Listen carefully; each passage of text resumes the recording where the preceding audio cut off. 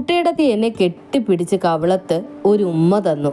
സന്ധ്യക്കോലായിൽ തൂണും ചാരിയിരുന്ന് ഞാൻ നാമം ചൊല്ലുകയാണ്.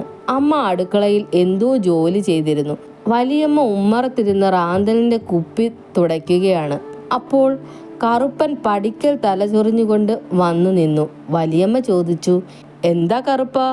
ബ്രാളത്തിയോട് ഒരു സംഗതി പറയാനുണ്ടാർന്ന്. പറഞ്ഞോ കറുപ്പ? ബ്യാള് ഒന്നും നിരീക്കരുത്. എന്താ സംഗതി കറുപ്പ? അടിയന് ദണ്ണുണ്ട് പറയാൻ. അടിയൻ ആ കായിലെ മേപ്രന്ത്യാന്ന് ഒരു സംഗതി കണ്ടു. ഇമ്രാളൊന്ന് മനസ്സിരുത്തിയാ മതി. എന്താ കറുപ്പ?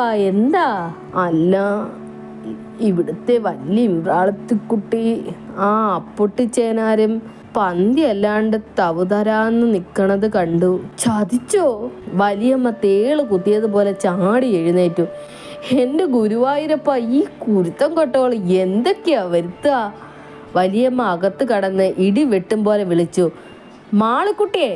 കുട്ടിയടത്തി വന്നു. കരച്ചിലടക്കിക്കൊണ്ട് വലിയമ്മ ചോദിച്ചു, എന്നെ തെക്കേ കണ്ടത്തിൽ വെക്കണവരെങ്കിലും. വലിയമ്മയ്ക്ക് മുഴുപ്പിക്കാൻ കഴിഞ്ഞില്ല. എന്താ അമ്മേ? ഇടി, നീ ഈ തറവാടിന്റെ മാനം കളഞ്ഞില്ലേടി? എന്താ പറയണേ? ആ പുണ്യോട് വർത്താനം പറയാൻ നിനക്ക് എന്താടി കാര്യം? കുട്ടിയിടത്തി മിണ്ടിയില്ല.